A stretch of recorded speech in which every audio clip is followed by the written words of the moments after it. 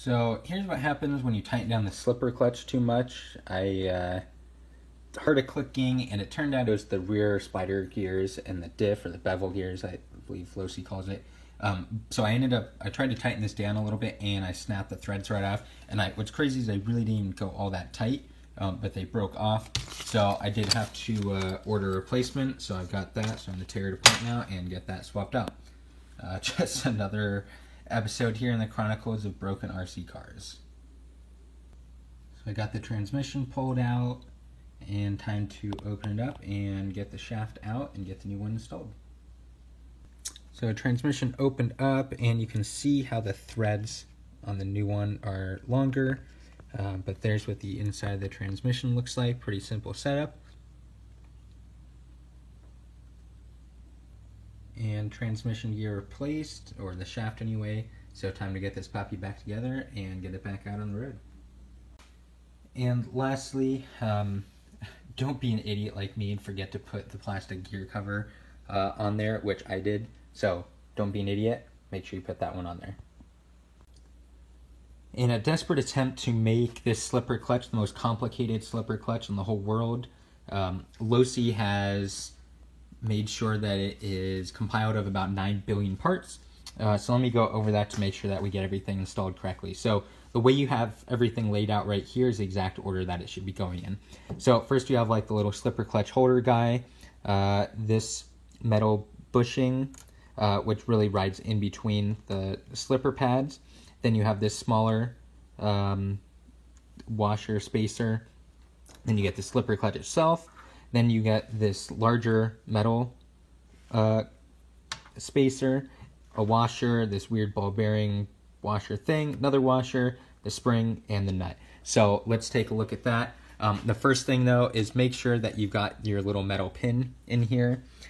Once you've got that set up, go ahead and drop in the first part, and once it drops into place, obviously you'll feel that kind of hit the proper spot there. Followed by that is this metal washer, which goes right there, and then the slipper pads are now next. See if I can knock this over. So the slipper pads are going to go in there. It goes plastic, metal, plastic, metal, plastic.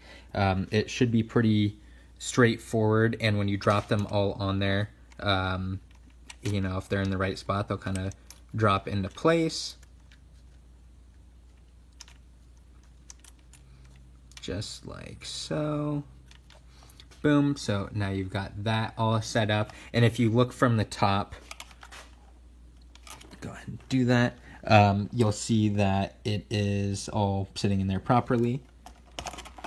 Okay. Followed by that, I'm going to use this small, tiny little metal washer. Just go ahead and thread that guy on there. Then we've got the slipper clutch, which you may or may not have assembled. I've already got it assembled. And then you'll see the little prongs in there. Make sure those fall into the spot with the slipper pads. And let's see here. Okay, not too bad. And once you get that dropped into place, I never remove the pinion off of the motor. So once you see that it's flush, then you know that you've got that installed properly. So next up is going to be this metal spacer. That'll go on there just like so. Then you've got this metal washer. So that's going to go right on top there, nice and flush. And then you're going to follow it up with this one, which has little tiny ball bearings in it. So go ahead and drop that one right on there. Then you're going to have a small metal washer. You can have that one go on there. Finally, you're going to have your spring and the nut that's going to go on there. So again, like how I broke this originally, when you tighten this down, don't go too crazy on it. I really didn't think I was tightening it all that much. Obviously I did, since I broke the shaft.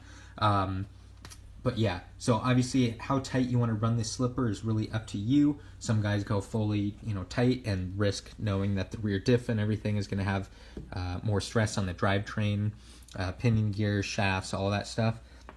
If you run it a little bit looser, that gives some give, so when you first floor it or when you land off of a jump. But again, that's entirely up to you. Generally, people go with, if it slips for, a split second when you first gas it, that's pretty good. So you have to kind of play around with it and feel what's right.